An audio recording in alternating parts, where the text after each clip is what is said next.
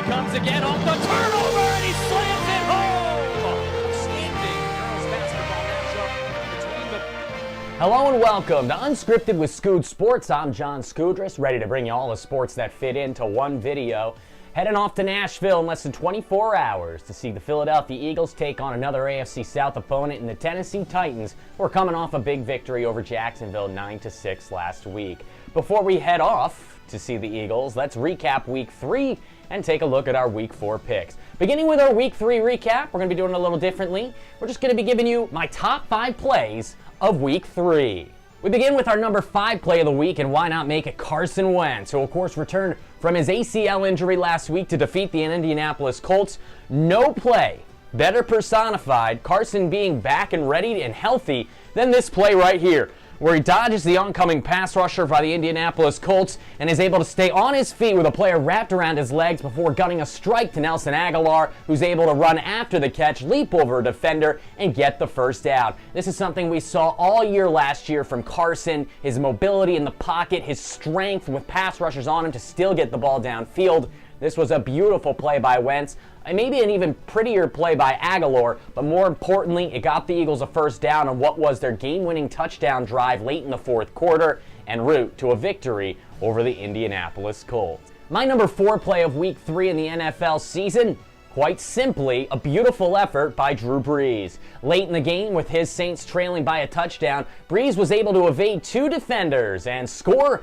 en route to tying the game and sending it to overtime. Look at this effort by the ageless wonder at quarterback, formerly of the Chargers and the Purdue Boilermakers, as he's able to spin away from not 1, but 2 Atlanta Falcons defenders and make those much bigger men look like sissy boys, as Drew Brees ties the game, and he would eventually get his 5th touchdown of the day, his 2nd rushing touchdown in overtime, scoring on a quarterback sneak from inside the 1-yard line to give the New Orleans Saints a critical overtime road win against the divisional rival in the Falcons. What a day from Brees. I have him on one of my fantasy teams. I love him. You love him. He's number 4 in our top 5 plays of Week 3.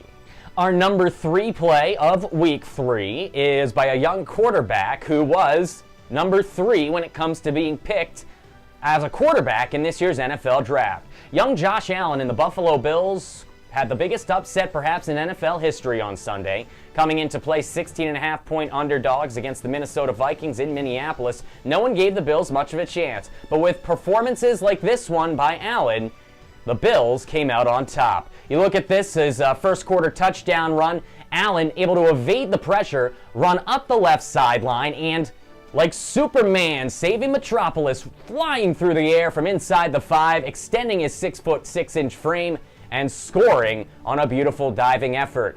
Josh Allen, our number 3 play in our Week 3 plays of the week, and we're not done with Josh and those Bills. Our number 2 play of Week 3 heads to Monday Night Football, where the Pittsburgh Steelers were looking to get off the schneid and get their first win of the season among a lot of controversy and dysfunction in that locker room, both with Le'Veon Bell still sitting out and Antonio Brown continuing to pout. But one of those non-big names put together one of the biggest plays of Week 3, as Vance McDonald caught this pass over the middle from quarterback Ben Roethlisberger and then made Chris Conte his tackling dummy. Look at this stiff arm on the former Chicago Bears safety.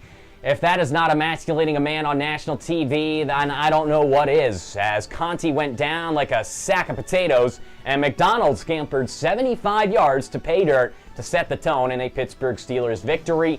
Conte, of course, always has been a bit of a controversial player, not because of anything he does off the field, but because of his performances on the field. He'll make one great play for every 17 bad ones, and somehow he's still in the league and getting playing time for an NFL franchise, even if it is the Tampa Bay Buccaneers. Chris Conte is a dead man walking as Vance McDonald silences him and the Buccaneers defense in our number 2 play of Week 3. And our number 1 play of Week 3 in the NFL season, we head back up to Minneapolis as the Buffalo Bills shocked the world and Josh Allen opened some eyes. Many believed he was a reach at number 9 and that he would not eventually develop into an NFL quarterback. Well, that may still be up in the air. We already know he's an NFL athlete. Check out this scramble from Allen. Knowing where the first down marker is, Allen shows reckless abandon and extreme athleticism as he leaps over one of the best linebackers in football in Minneapolis' Anthony Barr and hurdles his way to a first down. This is one of those plays that you sometimes see out of running backs, and even when you see it out of them, you're amazed and shocked and awed. But when you see it out of a 6'6" quarterback out of the Northwest, you are absolutely dumbfounded. What an effort by Allen, what a play, and what a game by the Buffalo Bills as they blow out Minneapolis and shock the world to get their first win in 2018. We'll turn the page now from Week 3 in the NFL to Week 4 as we get set for our NFL picks here in the quarter point of the NFL season, as we are amazingly already at Week 4 in the NFL. My picks so far this year, not great. My picks last week, 1-3 for the second straight week, only getting the upset special. Man, if I just picked upsets all year, I'd probably be perfect. This is my overall record on the campaign. Not great, but we still got plenty of time to make up with that as we still got 3/4 of the season to go, baby. And Week 4 coming up this week. We begin Week 4 with our lock of the week, and the lock of the week this week is the Monday Night Football battle between Pat Mahomes and the Kansas City Chiefs and their divisional rivals, the Denver Broncos. This game is being played in the thin air of Mile High, but the only things Mile High so far have been Case Keenum's turnover rate and Pat Mahomes' touchdown rate. Mahomes is, of course, setting records left and right for young quarterbacks as he continued his dominance of the NFL last week in a Kansas City victory. Of course, for Denver, they've gotten off to a solid start as well, but the problem for them is going to be stopping the electric offense of Kansas City.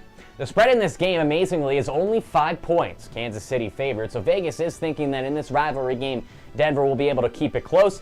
I'm not so sure, as my pick is the Kansas City Chiefs to cover the 5 points, and I see Kansas City winning by double digits on Monday Night Football from Denver, Colorado. From our Week 4 lock, we'll move to our Week 4 upset, and of course the upset picks have been where I've been making my money here this year, having gotten both of those upsets right the last 2 weeks. And this is a bit of a surprising line as Oakland plays host to Cleveland here in Week 4. Of course, the Browns last played 10 days ago and were able to get their first win of the season and their first win in a couple of seasons, really, after going 0-16 in 2017. Baker Mayfield was announced the starter by Hugh Jackson for this game and for, I would imagine, the rest of the season unless he absolutely implodes, which is something we don't expect because Baker was outstanding in his Thursday night debut, especially without getting the number 1 team snaps in the short week ahead of that performance against the New York Jets. And I'll have 10 days to prepare knowing he's the starting quarterback against the Oakland Raiders, a team with no pass rush, no defense, very little offense, and very little hope in the first year of a 10-year contract for has-been John Gruden. Oakland is 0-3, and I guess Vegas thinks that, hey, they got to win sometime. And they're also smelling the stench of Cleveland that has been really rising over the mistake by the lake for the last, 20 years. But Cleveland is reborn, and a rebirth led by Baker Mayfield may be enough to overcome a 2.5-point underdog line. I see Cleveland not only covering the 2.5 points, but winning this game outright to get their second win of the season, and I see Oakland, who made a cataclysmic mistake trading Khalil Mack, continuing to fall into the NFL's abyss. Give me Cleveland in my upset pick of the week to cover 2.5 points. Up next, I have my New England Patriots pick of the week, and they've been letting me down here early on in the regular season. I picked Houston to cover against New England in Week 1. New England was able to hold off and cover on that one. In Week 2, I picked the Patriots to beat the Jaguars. In Week 3, I picked the Patriots to beat the Lions. That blew up in my face. And the Patriots are 1-2, having lost 2 straight games. Everyone's saying, oh, don't panic, these are the same old Patriots, they're slow in September. They're not the same old Patriots. Come on. Tom Brady skipped out on off-season activity, so he didn't get to work with all these new guys he's playing with, including Sony Michel, the young rookie running back who seemed to not be on the same page with Brady at all in their Week 3 loss to the Lions. And then you add the fact that they're going out and grasping at straws by getting Josh Gordon, a guy who might even be suspended again by the NFL, I'm hearing, because Bill Belichick came out in a press conference and said he doesn't know why Josh Gordon isn't ready to play. And so I think he's lying to the media. I think he knows the NFL's investigating what the Browns thought was maybe a lack of relapse, or a relapse and a lack of sobriety at the end of his tenure there. But in the end, New England this week, has a critical matchup against the Miami Dolphins. 7-point favorites at home, which I think is a really bloated line considering the fact how New England's played the last few weeks and the way Miami's played all season. I'm going to go with Miami in this one. I'm going to stem the tide that has caught me by surprise here over the last couple of weeks, and I'm going to go with the Patriots' opponent. Miami may not win this game, but I think they'll cover the 7 points. I think New England probably still holds on to win by a 3 or 4 point line, but 7 points is just way too much for a New England team that can't get out of its own way offensively, can't stop anyone defensively, and a Miami team that is getting healthier with the addition of Devontae Parker and has already been electric. Did you see Ryan Tannehill's stat line last week? He only threw 3 or 4 incompletions the entire day against Oakland. I see Miami keeping it close and covering 7 points in my Patriots pick of the week. And finally, my Philadelphia Eagles pick of Week 4 of the NFL season. Last week, I picked the Eagles to cover the 6.5 points against Indianapolis. They barely were unable to do that. However, they did win the game by 4, 20-16. This week, it's an opportunity now for the Eagles to bounce back on the road. Their only road game this year, of course, a loss to Tampa Bay with Nick Foles at the helm. But now you got Carson back. He looked strong in his Week 3 victory. And more importantly, perhaps, they have Alshon Jeffrey back, as it was announced today that Alshon Jeffrey, the team's number 1 wide receiver, was cleared for contact. This is a team that was putting Kamar Aiken out there. They were putting DeAndre Carter, who the heck is that out there? They re-signed Jordan Matthews and put him out there last week. They needed some help at wide receiver, and so with Alshon being back here for Week 4, I'm pretty confident the Eagles' offense will start to gel. Carson and Alshon, of course, had great chemistry last year. Last week, we saw Dallas Goedert, the second-round pick out of South Dakota State, get his first NFL touchdown. So things are starting to come together offensively, and things are still together defensively for the Eagles as they dominated the Colts on really every facet up front and in the secondary in Week 3. My pick for this one, the Eagles will cover the 3.5 points. I'm, of course, giving an honor to the new Flyers mascot, that being Gritty, the scary-looking, really Philly fanatic on crack mascot that the Philadelphia Flyers unveiled this week. It looks like Donald Trump after Stormy Daniels peed on him.